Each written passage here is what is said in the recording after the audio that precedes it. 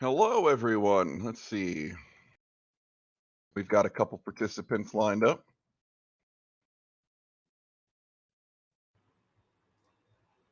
Here. Awesome.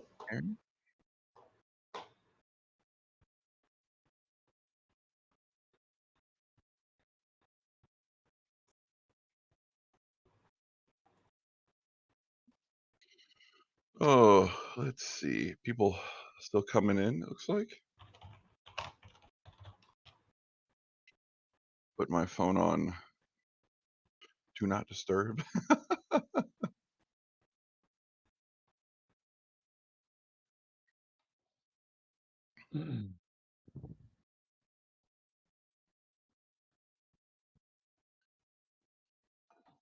More people joining. Hello, everyone.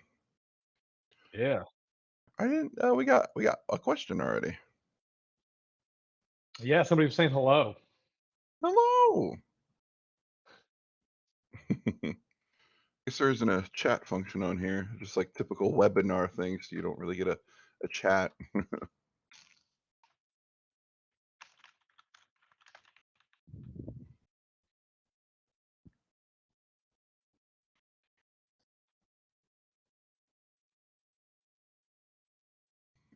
Hello, George.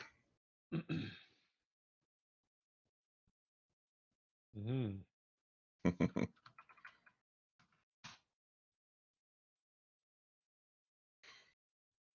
All right.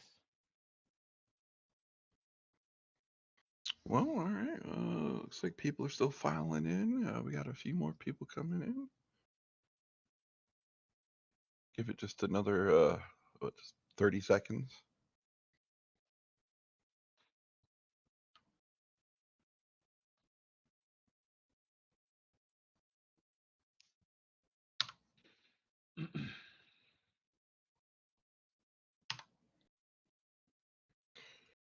Well, guys, it's going to be a fun day today. We're going to be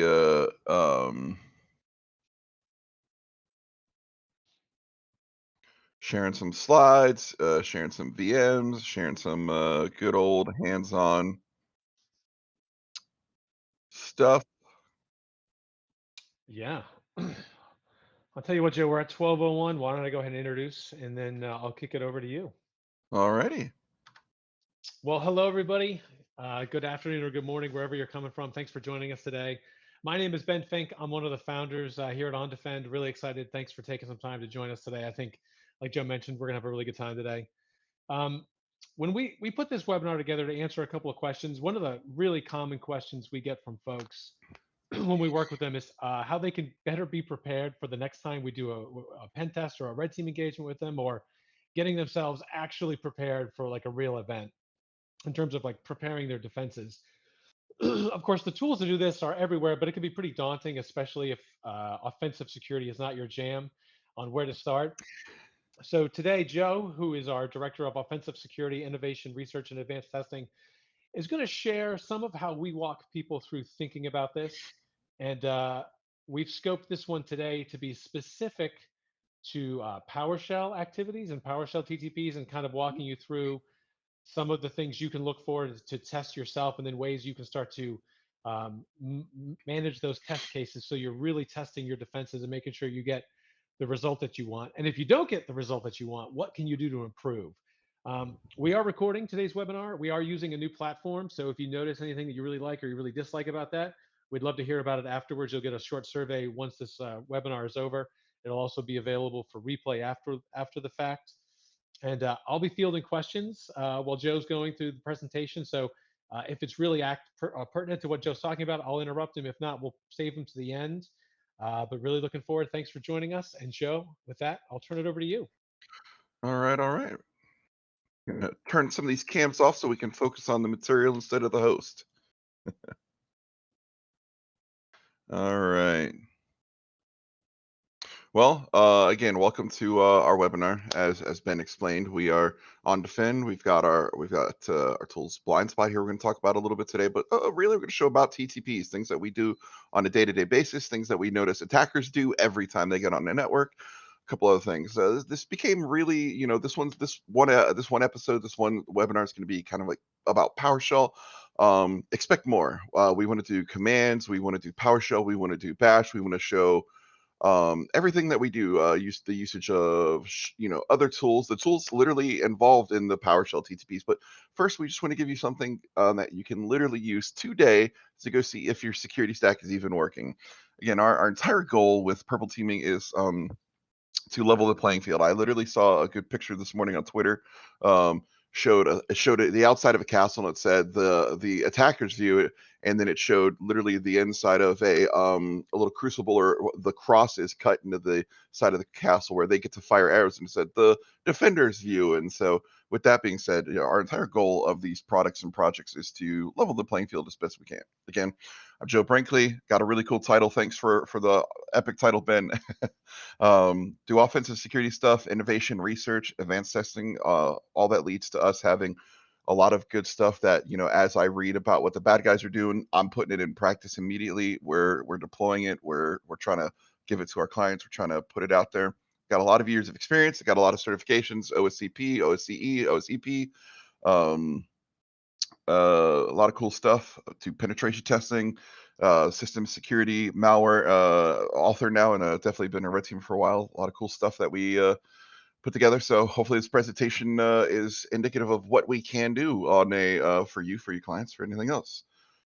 Just to be clear here, I wanted to kind of put a little glossary sort of together about what threat detection is and what TTPs are. You're gonna hear those words kind of a lot here. Definitely TTPs and threat detection. Threat detection, ultimately, what we boil it down to is that's taking your security stack, analyzing what your security stack says, and building detections based on your security stack. What is the security stack? Security stack is all of your tools, your EDRs, your SIMs, your IPSs, your IDSs, your network tools, your logs, everything going to one location, um, and having your SIM be there for you to do the thing it's meant to do.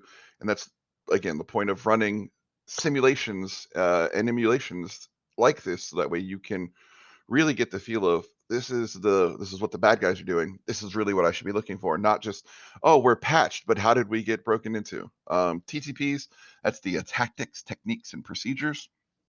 We got the lovely pyramid of pain here, where TTPs kind of are at the top here, where they're tougher to handle, tougher to look for, tougher to understand, because the TTPs don't often include just a vulnerability, just a thing. It's running some scripts. It's running scripts. It's running exploits. It's running misconfigurations. It's finding those things. That's running through an entire playbook. It's everything up there. And then as we come down a little bit, understanding the tools. Well, red team tools out there are abundant. We can talk about OSTs at any point you like. I love having that conversation, but there's an abundance of them now. And now, as you get down further down the triangle, there's definitely a network activities, things that get annoying, finding host attacks, finding the log files, domain name services, IP address. As you go down, of course, it's easier to start finding a lot of these things, and some of these things are just already done. They're well known. They're out there. Hey, So Ben, Joe. yeah. So we're getting some reports from folks that they're not able to see the content that you're sharing. So I'm just going to double check a couple of quick things Oh no. while we're looking here. If anybody could let me know in the questions if they're having trouble seeing the screen, I'd be happy to. Oh, George can see it. Okay, great. Anybody else Hmm. having issues seeing it? Oh, I know Craig, it's thank you. if it's a little smaller, you can zoom in on it. I don't know what happened. From my perspective, it's a little small, and I'm the guy, visually impaired, zoomed in. If you know who I am, and on Twitter stuff, and it was a little small there. So you can hit the control and zoom in on the mouse wheel, or go to your control panel and hit zoom plus plus. Okay. This chart alone is hard to read, but this is the MITRE ATT&CK framework. We got to Yep. put it in here so that way people understand kind of what we're talking about.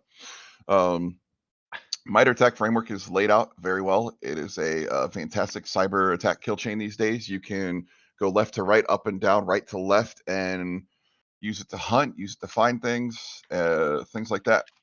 But today specifically, what we're going to be talking about is the T1059. That is in this case, the .001. So the T1059 is the command. control scripts, things like that. So in this case, we're going to talk about PowerShell. Of course, the description from the attack framework, adversaries may abuse PowerShell commands and scripts for execution of PowerShell. Well, if everybody here knows what I know, I'm speaking a little fast. We got a lot of content to get to. I'll slow down a little. If anybody knows what PowerShell is, it's on every single Windows machine. It's on Linux, by the way, and you can even run it on Mac. Not greatly, goodly, but you can run it across the board. PowerShell is a lot of hooks, but the reason it's important here is a lot of enterprises use Windows, and it's a main hook into the API. Quick note here. If you've never seen PowerShell, here's some quick examples of it. These examples get a little interesting. In this case, I want to talk about the execution policy, get execution policy list. These things right here are the minute I drop on a box, I'm going to run these things because I want to see what is going on the machine. Can I run PowerShell? Can PowerShell be ran by me? Can I run malicious things? Can I do bad things? And chose a couple examples here. First of all, if you can do write-host, my voice is my passport, verify me, classic movie line if you're one of my favorite movies. If you're aware of that movie, great. But overall, all of the examples here are different ways to run this. We have from obfuscation to encoding, to pulling it down from a bit.ly link, and then running it from a local install, and then lots of ways to run PowerShell. PowerShell is, again, very powerful. Then here at the bottom, we talk about some easy execution bypasses, things that we, again, commonly do. I want to give a major shout out to, you'll see today, I used a lot of the Atomic Red Team PowerShell techniques just because, again, they are literally the most common. Every attacker that's going to attack your network or attempt to is going to be using these techniques. So Atomic Red Team put a real good set of things together. Of course, we use a lot of the DFIR report as well as we go through and make our tools and make our campaigns. We love the Scythe community threats area. Big shout out to the Scythe team. And then, of course, MITRE adversary emulation in the MITRE attack framework and defend and all the things MITRE does. All right, so we're going to get right into it now. Here's where the good stuff is, guys. This literally day one, if I get a shell, the first thing I'm running, the very first thing any bad guys running, if you read the Conti playbook that came out over the weekend, because apparently they upset one of their vendors, one of their attackers, so they released a playbook. Literally, one of the first things they do after they do who am I, and they do a little bit of additional post-X, the first real heavy malicious thing they do, Mimikatz. So quick throw out here to Mimikatz. We'll talk about what makes this malicious. I'm going to actually even run a quick demo for you guys. Bear with me while I swap to the demo machine. Yep, and I'll chat a little bit while you're doing that, Joe. So for those who don't know, Mimikatz is an amazing tool that basically lets you poke into some protected memory space that Windows has, where it keeps things like password and clear text, which of course, if you're an attacker, is a phenomenal advantage to you. So this is straight out of the way that the test in the Atomic Red Team exists, which Joe's going to show you now. And so this is what we'll start with, and we'll build on this from here. Yeah. So again, this is the Atomic Red Team does this. Conti does this. I do this. The first thing that I want to do every time I touch a machine is, can I dump passwords? Why? Because passwords will allow me to do a lot of really cool stuff. So literally copy paste the command here, hit enter. Uh-oh. Why you do this to me? You got to close the quote, Joe. I think. Did I miss copy paste it? There we go. So Mimikatz, PowerShell running. The reason I even wanted to bring up the command prompt here is to show you that, by the way, just because you get a command prompt doesn't mean you can't run these things. Keep in mind, because you're running PowerShell. Yeah, I've missed the quote. PowerShell.exec. command prompt can call it. So it'll literally run the same command. And keep in mind, the reason we don't have a bunch of juicy passwords here, those of you coming here to find my juicy passwords is, of course we're using a VM. We're using a VM that everyone has access to. So if you want to know the password, all you got to do is Google it. But ultimately, both of these came out spectacularly. This is exactly what they want to see. Most of the time, there is a password in here, there is a hash in here. There's something, typically, it's a hash in plain text, or it's a hash with a plain text password because we're literally pulling it from memory. It's already decrypted, sitting in memory. So very important, very vital. So, okay, we just ran this. Well, we ran this also because we do have Defender disabled. Of course, this is our demo machine.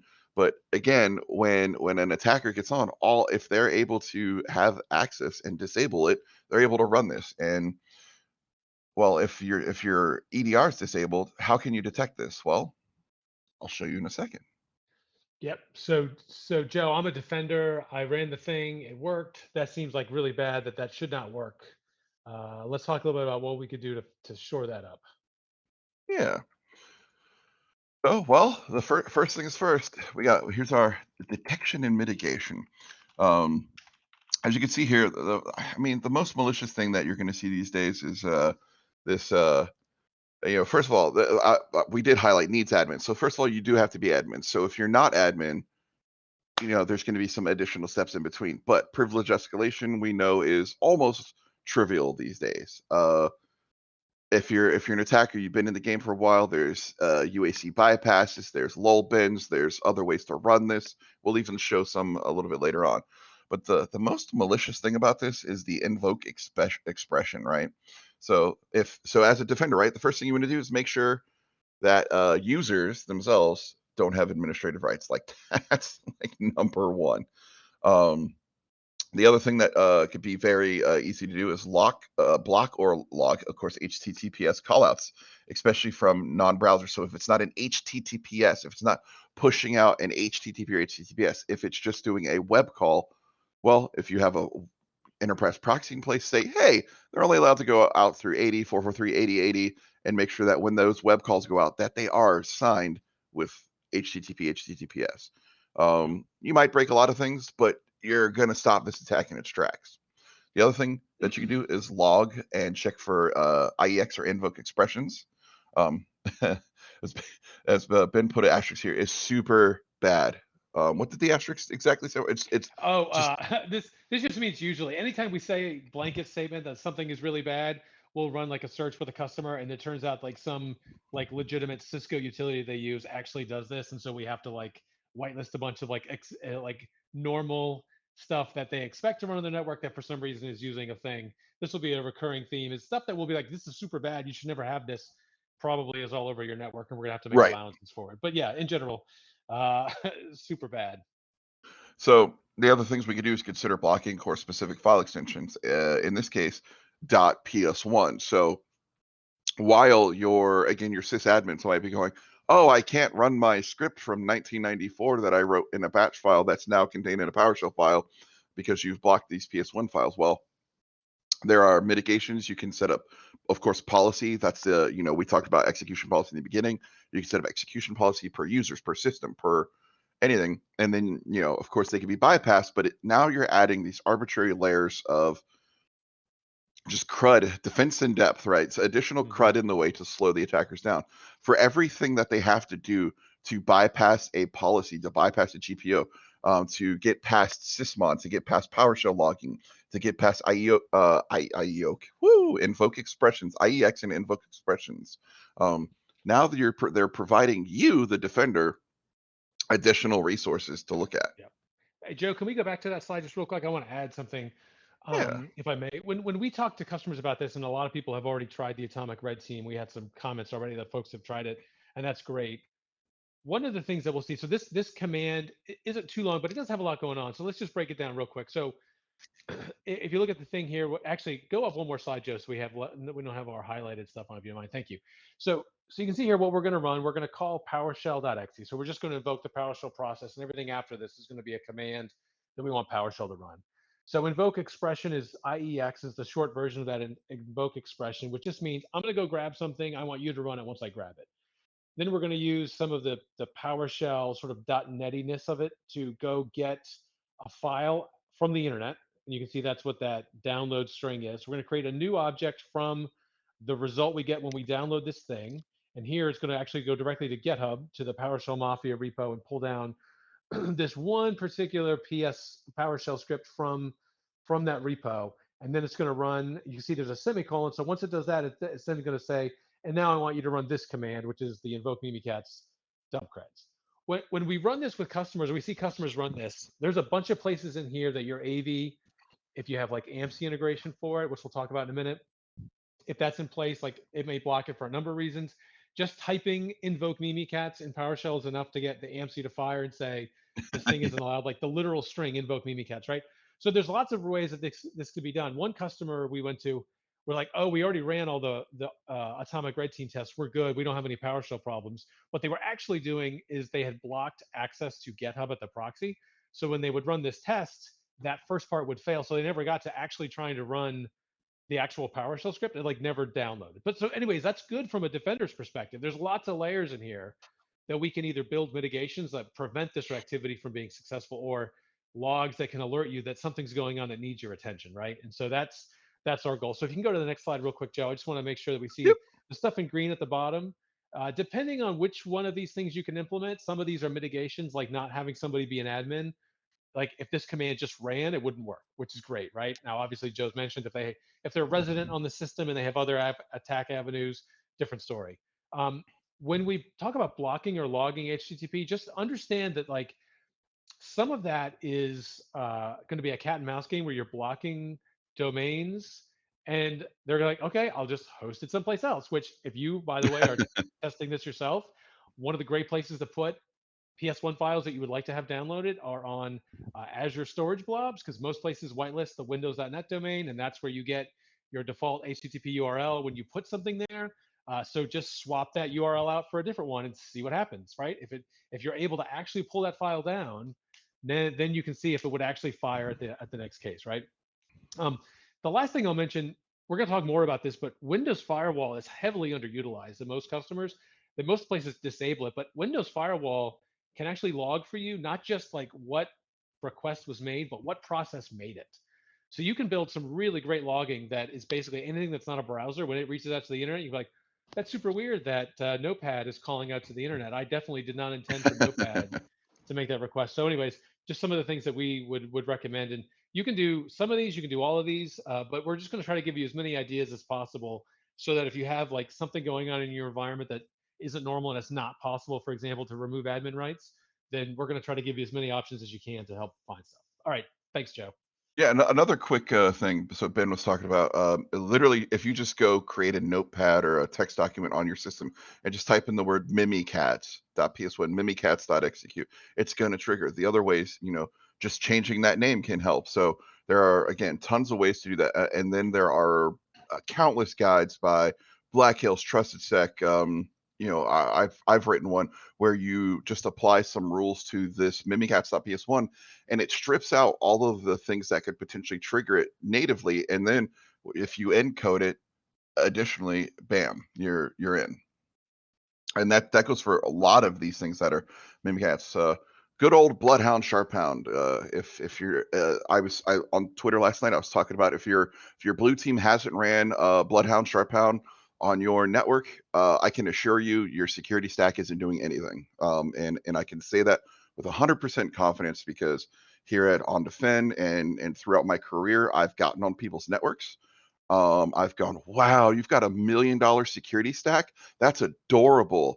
Here's all your passwords, because I was able to fish one person. I was able to run one small exploit on a printer, get a username and password from it, get into a system and run Bloodhound. And then it showed me literally, oh, I just need to move to that system, pull down that user, pull down all those users, get that domain admin password right there. And I'm, Bob's your uncle. So the first things first here, on these commands, we're downloading, we're invoking a web request, literally for HTTPS from GitHub. Where again, a lot of these are but again, you can change this to um Amazon, AWS, Azure, OneDrive, Google Drive, any you can make it a bitly link. You'll see we'll do that here in a little bit for a little bit more obfuscation, so that way you're bypassing a little bit of the obviousness. Now again, if your company's blocking GitHub, we've been having a hard time getting around that, but hey, the minute we put it in Azure, we were able to get right around that. And then literally you say, hey, import module, which is not uncommon, so that's a tough thing to defend against, but we'll check on the next place. And then you turn around and invoke just dump creds directory. So, in the interest of time, we went ahead and ran some of this prior, and this is what the output looks like. As you can see, again, I have a perfect attack path. I can go from 0 all the way over and figure out I can go here, here, here, here, and we can get Yeah. users, computers. Go ahead, Ben. Yeah, I was going to say, so Sharphound is the collection utility for the Bloodhound utility, which is what we're looking at here. Bloodhound maps out essentially Active Directory and tells you from where you are here to whatever target you have, which in a lot of cases is domain admins. Here are all the paths you can go. So we now know if we compromise this user, they are a member of a group that has access on a server or something, and that gives you literally the path that you can go if you want to get access to whatever group it is. So running Sharphound is a great sign of like there's an intrusion underway and they are in the recon stage. And Yep. so these PowerShell commands we really like because they illustrate a couple of different things that whether you were doing Sharphound or not are activities that are super common of like downloading additional files and then running those things. And so Yep. that's why we wanted to talk about those today. Talk about the mitigations. Again, we run it, but we don't have a domain that we've got stood up. Some of the basic detections that we again block log HTTPS callouts. Make sure that you're getting a browser, you're getting a HTTPS web request or actual request. So in this case, the invoke web request might go through, but then the additional things again, you should be blocking PS1. You should be saying, hey, PowerShell logging, go to my sim. Hey, sim, anytime you see the words sharp, hound, blood, hound, blood, sharp, whatever series of regexes you can put in there, should probably alert on that. Yep. And then if you Um, go ahead. I was going to say, Joe, the other thing is, and this is specific to the Sharphound example, is that it's going to hammer one of your domain controllers depending on the options that the attacker uses when they set it, right? Like the default is not to like a Gentle, denial of service, but it's not but gentle. it is loud. So you're going to have all of a sudden a machine that's like sends occasional like LDAP requests to a domain controller, like all of a sudden is going to be hammering those. And then there are some other options where we'll actually reach out and like connect to other machines to see like who's got an active session on these things. So it's like an enormous amount of unusual traffic from an endpoint. And so, but the thing that we see a lot is Active Directory. If you can do some monitoring there, one thing that can be really valuable is to build what are basically like honey accounts. They're Yep. accounts that don't actually get assigned to a person. You can make them members of a group, and as soon as that account gets, you can set auditing rules on that account so that if anybody asks for information about that account, you alert and freak out because nobody should even know that that account exists. And that those can be really valuable, like high signal things that you can do that will are like tripwires, like something is wrong, or somebody is enumerating all of Active Directory, which is not cool, right? One way or the other. Yeah, a good example. A prior place that I used to work, we had the honey accounts. We had Bruce Wayne, Dick Grayson, Clark Kent. Yeah, If you're a comic book fan, you're kind of seeing the things going on there. But so when those accounts would pop up, either a good detection for things like responder, which we don't talk about in this webinar. We will talk about in a future one. But responder, pcreds, certain things just running that shouldn't be relaying, and suddenly these users are suddenly doing suspicious things. And again, setting up a script for a couple of these things to sabotage attackers, the easy defense right there. Again, also forgot to mention this. If you see we're running Sharphound from local disk, that's the other thing.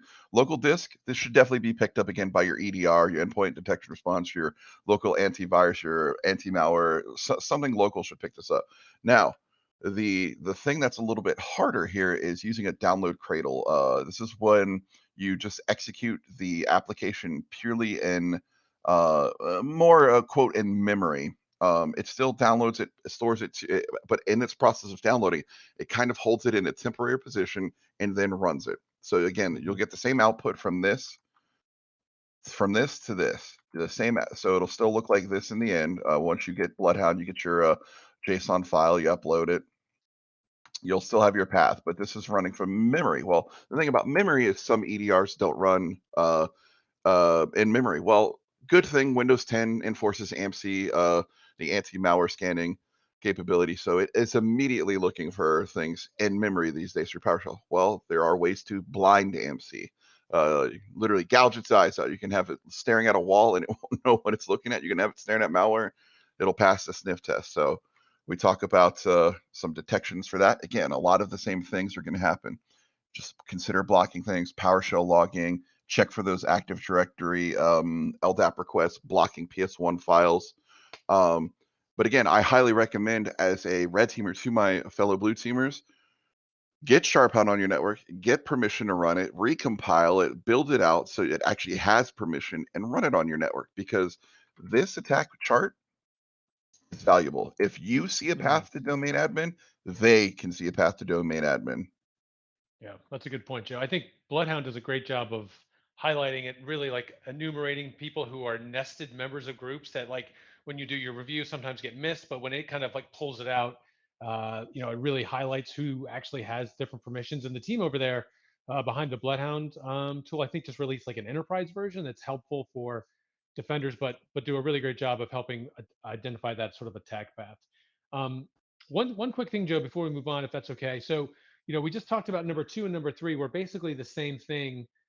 If you're noticing when you're running your simulations that you, in the process of pulling down and writing a file, that file gets identified and removed by the EDR, that's the very next thing to take that thing you were doing. Instead of having it be two commands where you write a file and then call the file, is to do the download cradle like what Joe was just showing. That skips the putting it on disk, and let's see if another one of our defensive tools will do this.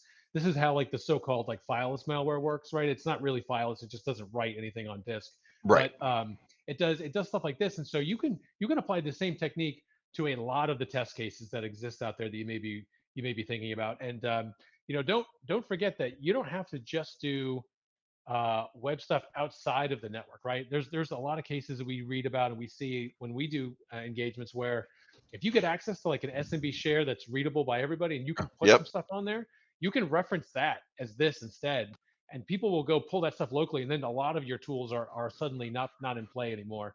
So if you think that you may have a situation where like this is part of like how a lateral movement campaign inside your network would work, put this stuff on something inside that you can get to like HTTP or SMB or some other file, transfer mechanism, and run it like that. And that would be a really effective test. Like when we pare a lot of this stuff down, what still fires that we can rely on? Absolutely. I could do actually an additional webinar literally on SMB hacking, hijacking, lateral movement, and storage of your goods like locally alone. That's very, very good points. And you don't even need SMB or an internet connection, as Ben said. You can use Python HTTP simple server. You can drag an HFS server .execute around and host that folder right from a Windows machine. You can do all kinds of cool stuff. Yep. See.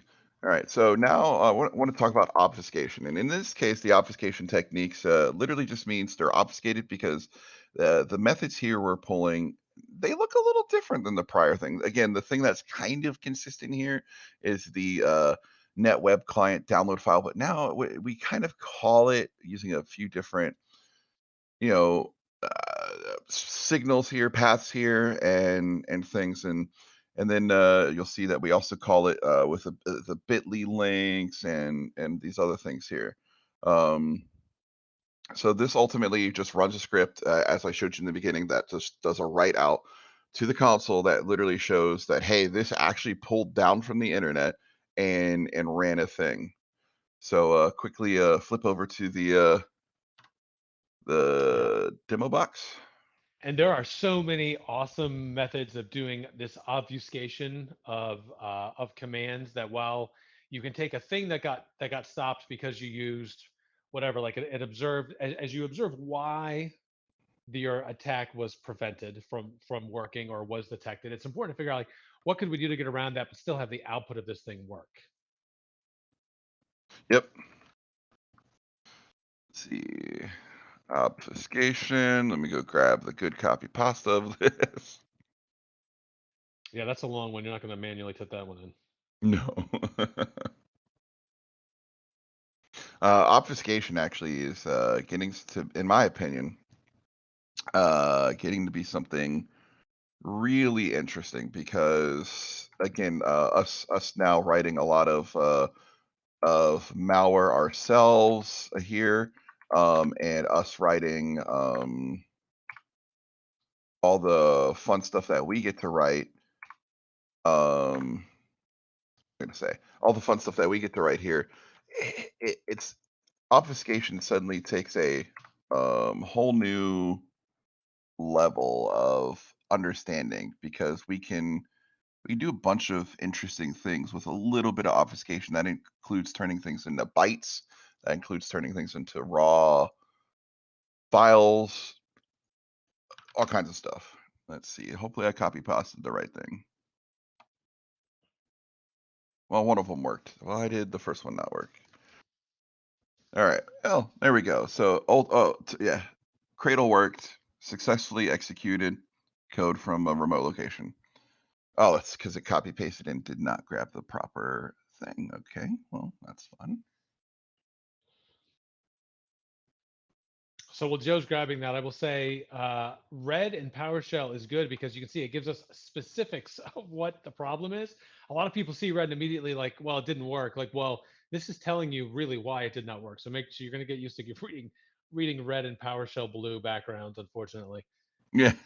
I can always tell when somebody's having like a good progressive PowerShell research session is they've got loads of red and on this blue screen. Why am I having an issue finding this one?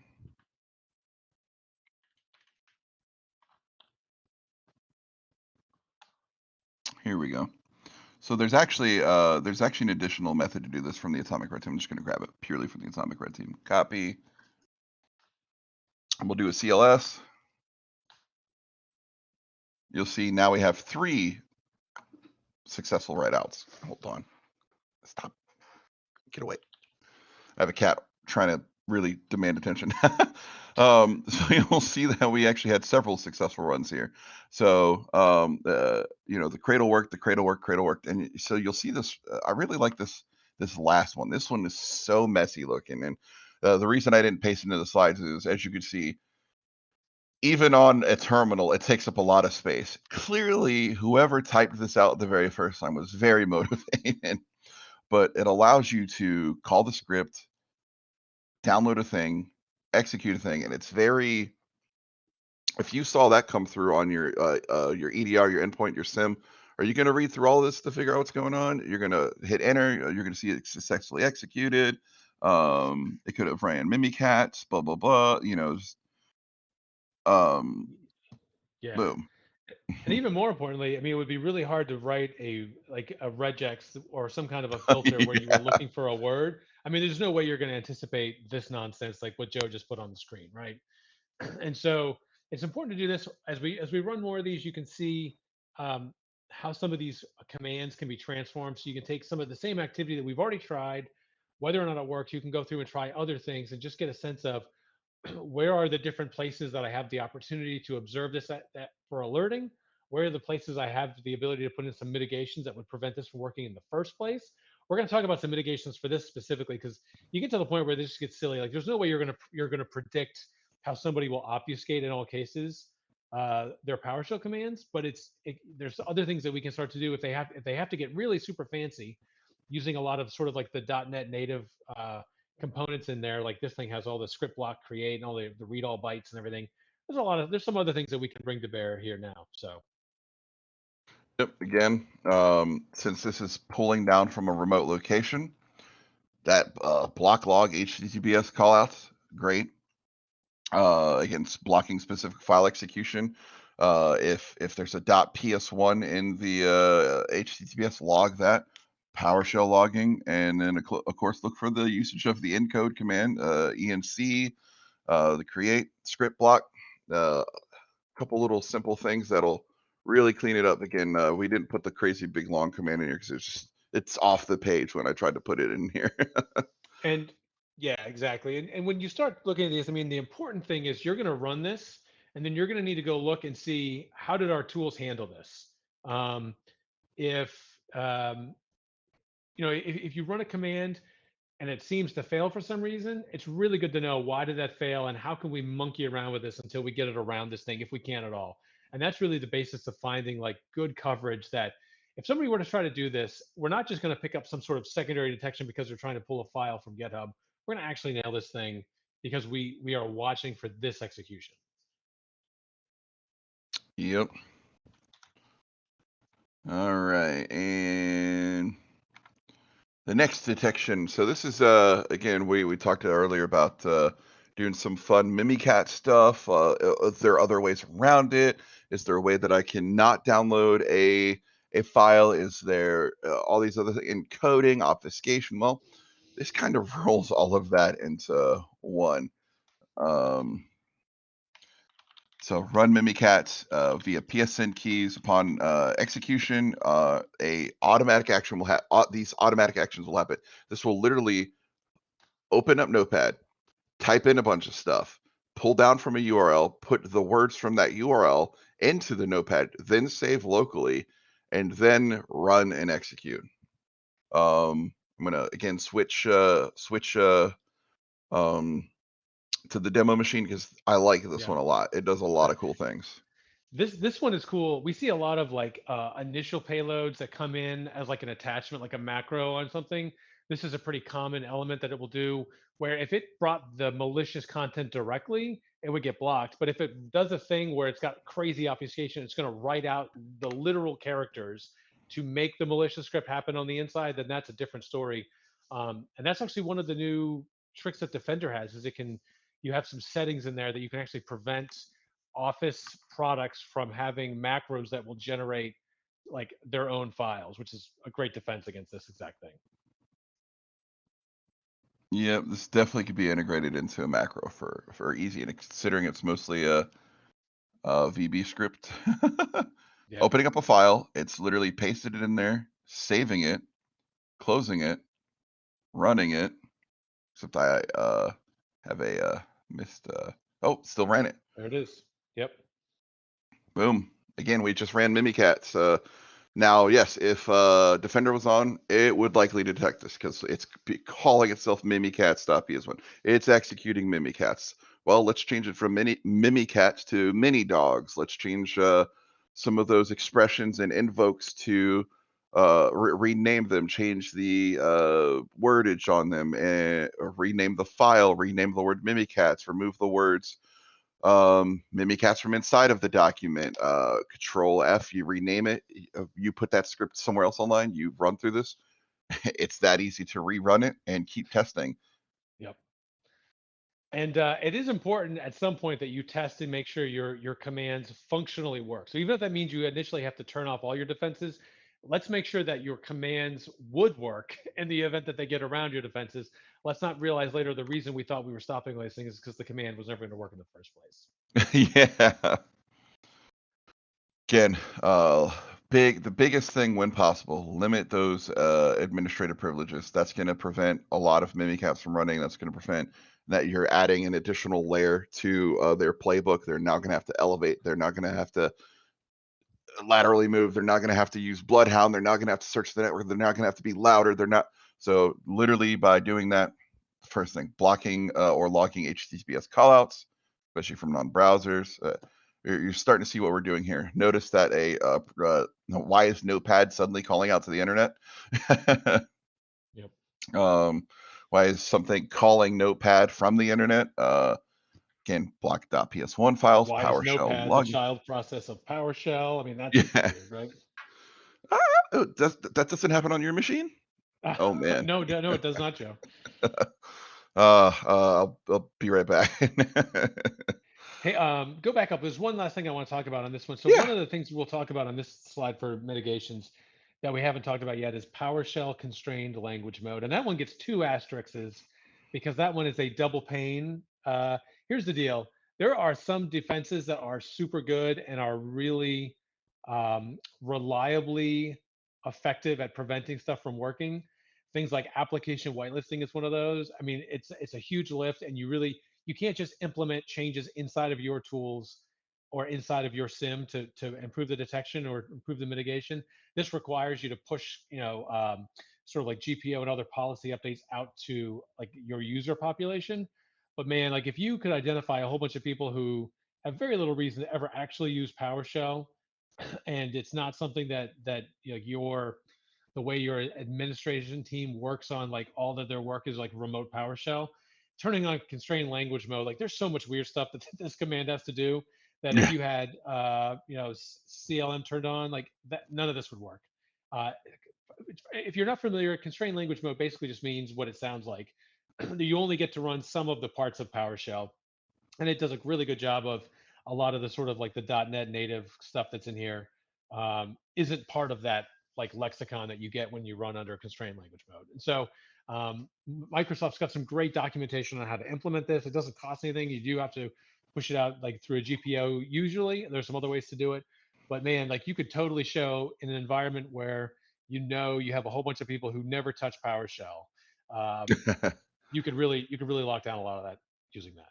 Well, I just learned something. I actually I think I've heard the term before, but again, being an attacker for so long in my career, that makes sense. I knew, PowerShell logging, sysmon, oh, they'll find you these ways, but I don't think I've ever ran into constrained language modes. It would be very rare for me to have even say that I can see that. So that would definitely stop a lot of the attacks that I do. Yep. All right. This is a goldie here. This is again directly from the Atomic Red team. This is running a PowerShell to invoke MSHTA. We download a payload, and upon downloading the payload, it executes the shell. In a download, this one will just say download cradle successful. So again, you can look here. We're kind of doing some weird stuff. C Windows CMD execute /C MSHT. So literally from PowerShell, we're calling back to cmd.exec, calling it as a command, running the MSHTA, calling out to JavaScript, saying, "Hey, downloaded this script here, raw GitHub." Again, block GitHub, Atomic Red Team, and then this mshta.sct. So in this case, they wrote a file to this location that is executable by the MSHTA that will do this. This one I've seen work a lot. Now, due to the fact that this is kind of now a signature thing, it's in Atomic Red Team, it's in Scythe, it's in Blind Spot, it's in every kind of automated breach emulation and simulation tool. This one's out there. It's becoming less useful, but that doesn't mean it's not effective, because you very well could become a target or a victim of this and never even kind of see it coming. Yeah. So there's a lot going on here. Will you switch over? So when you run this command, this is a little bit of what you'll hear people say the term living off the land, like using things that already exist on the machine, so you don't have to bring a ton of your own functionality. So this is that MSHTA is a pretty well known app whitelisting sort of a bypass tool that's going to let us download and then run an SCT file. Um, which is where our malware is going to go for whatever it is that we want to do. Now, as Joe gets this thing, um, as Joe gets this thing ready to go, you're going to see there's a lot of opportunities for us to mitigate and detect this particular attack. And yeah, if you notice that the version that is like the default one is definitely signatured, and there's shouldn't be you shouldn't even be able to get it past the proxy or even onto disk. But if you can, that's probably bad. And then you can start to really manipulate this command using some of the techniques we talked about a few minutes ago, and start playing around with the way that this works and seeing what we can sneak around our security controls and where they're firing. Absolutely. And you'll see here that literally, so the MS MSHTA pulls up PowerShell and then runs the command literally right out. Hey, download Cradle test successful. I literally ran it from both the command prompt. So if you get on a machine and you don't have a interpreter, you don't have PowerShell, you just have command prompt, you can still run it. Very clearly right here from the PowerShell. Very clearly right here. And again, if now imagine this is the living off the land. This is a malicious binary. You wrote your own file. You wrote your own payload. You're hosting it. You just downloaded it. This gets to be pretty successful. Again, the default one gets tagged, and a lot of AMC and tools now monitor specifically the MSHTA and other tools. But it doesn't mean it's immutable. There's many bypasses, many ways to hide this in your script, in your code, in your executables, and easily get them going from there. Yeah, and that specific command is crazy because you basically call MSHTA, which is like an Internet Explorer legacy kind of a thing, and then you're invoking like a JavaScript function to go get it and then execute it. It's wild. It's super good. Yep. Again, consider blocking, disable, remove MSHTA if not needed, block, log.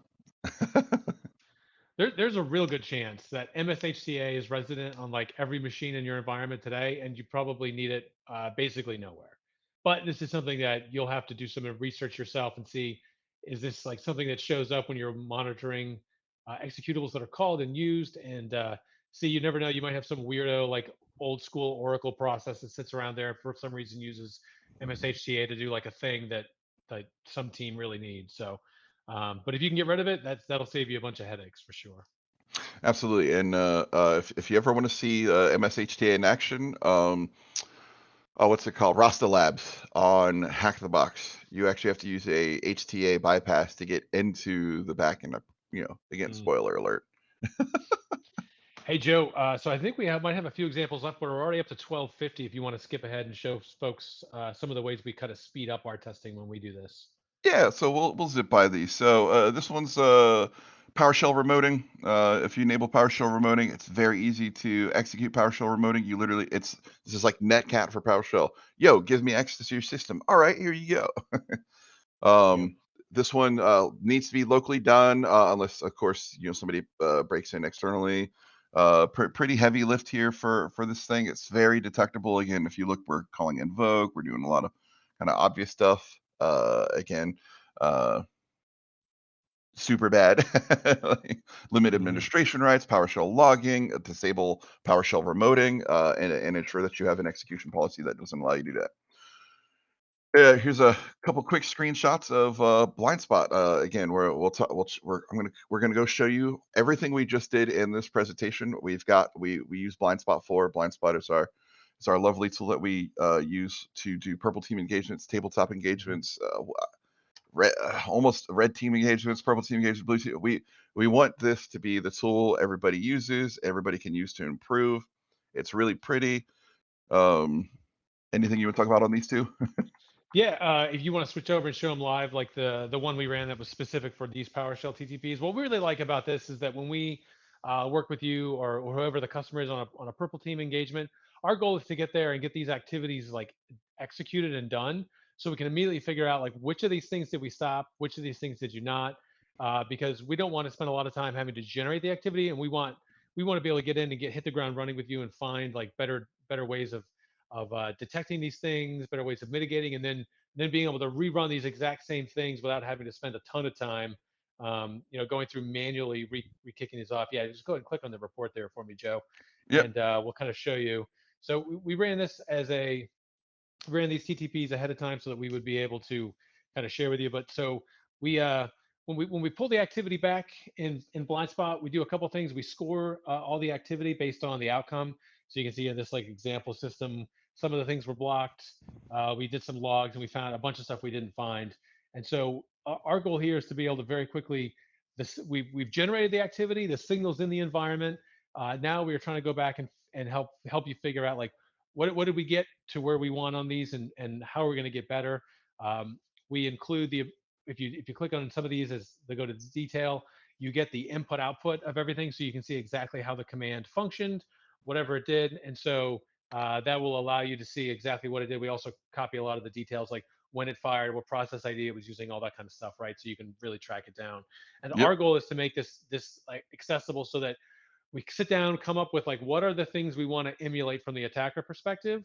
Let's get these run and or get these put together, and now we can run this whenever we want to. So we can use it in a workshop, we can use it to tune the tools, we can use it to verify functionally that things are still the way we want them to, right? Like you make a bunch of changes in the environment. Let's make sure we didn't lose our ability to detect, when somebody does an enable PS remoting command or something. Yep. So Great. this is the tool. This again, we have this nice little response area. It definitely tells us like, hey, this was unable to run. Um, we Yeah, it and literally we were talking about like what does it put in? Well, literally, if you look here, we ran some of these things already. These yep. things are things you should have that you saw in our presentation, and we're able to run this almost I don't even know how long it took. It took a minute or two instead of Yep. 40 minutes. I mean, we had a presentation, but copying and pasting all those, that's still going to take you some time. Yep. So sort of putting the automation to it so we can go get this stuff done and then it's repeatable. And then we can continue to add new cases on top of this as we think of different things we want to test as we get to the point where like, you know what, we've hit kind of where we think we want these to be. Let's make sure we run this different ways so that we're not getting like locked into like I said, hitting on some characteristics of these attacks, but not the actual technique. So we didn't have time to show the PowerShell remoting, but this is literally right here. This us running it. Here's the output. Yep. All we did was query for the IP addresses and other information from the box, but I mean, Okay. this comes back instantaneous. Here's our agent running live. It's been checking in a lot, so I might have to scroll way up. Boom. Why is it so tiny? There we go. Yep. All right. You want to flip back over to the last slide there, Joe? We'll let everybody know. So Yeah. the slides that we had today on the webinar are already up on our GitHub, so we'll have the address there for you. If you have any questions you'd like to answer, we've got about 4 minutes looks like left in our session here today. If you're interested in more about specifically Blind Spot or some of the work that we do, we'd love to hear from you. And again, if you have any questions, we've got a few minutes here before our session ends. Oh, looks like we got quite a few. Great webinar. Thanks. Yep, for sure. Yeah, I don't see any other questions yet. I was feeling some Okay. questions. Yeah, if you go to that our GitHub link there, the webinar slides are already up, and we'll continue to keep all of our webinar content in there. So if you want to just clone that repo, every time we do it, we'll have slides and any example files or things we put together. Will all be in there. I can't promise that we will do this regularly, but I can say that one of the things that I've chatted with Ben about, and I've kind of got the light go ahead, is as we make these webinars and we do these things again in an effort to help level the playing field, everybody get better together. Be trying to release maybe self-contained executables that have these TTPs written into them that will then output locally, and they'll as we, there'll probably be a lot of things you see in here, and then of course you could feel free to learn from the things that we do and do those things. But it's a really good idea just to give us a call and have us come over and help you out. All right. Well, I don't have any other questions, so it looks like we've handled it for now. Look forward to connecting with everybody later. I hope everybody enjoyed the webinar, and have a great day. All right, everybody, have a great day.